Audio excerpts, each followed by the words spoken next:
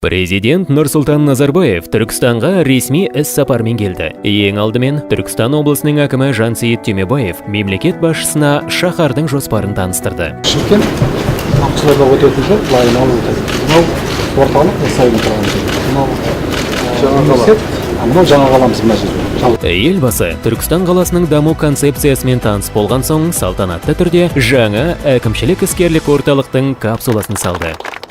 Сонымен қатар, Түркістанға жасаған жұмыс сапарында мемлекет басшысы Нұрсұлтан Назарбаев облыс активінде Түркістан қаласын дамыту бойынша кеңес өткізді. Түркістанды дамыту жөніндегі алқалы жиында мемлекет басшысы Түркістан қаласын түркі әлемінің мәдени-рухани орталығы ретінде дамыту жөніндегі бас жоспардың тұжырымдамасын мақұлдау және Түркістан арнайы экономикалық аймағын құру жөніндегі тарихи жарлықтарға қол қойды.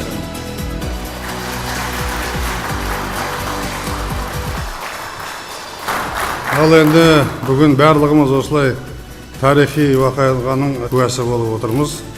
Жаңадан бастама жасап жатырмыз. Еліміздің оңтүстігін көркею үшін Түркістан қаласын үлкен қаланың қатарына қосамыз дедік. Астана сияқты көзіміз қуантатын шаһарға айналдырамыз. Сол үшін бәріміз жұмылып жұмыс істейтін болайық.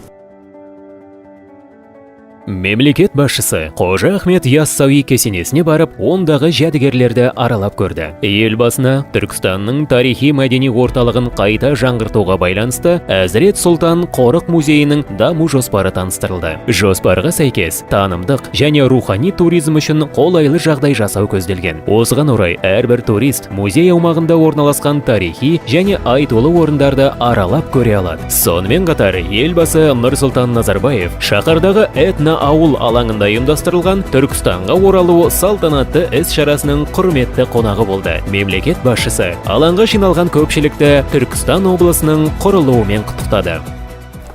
Құрметті қауым, оңтүстік Қазақстанның облысы енді бұдан былай Түркістан облысы деп аталсын деген жарлыққа қол қойдым. Бүкіл түркі әлемінің рухани мәдени ордасы Түркістан қаласы облыс орталығына айналды. Керемет, туристердің көп келетін, Қазақстанның барлығының келіп тұратын, басқа елдердің де келіп қуанып тұратын қаласына Түркістан айналатын болсын.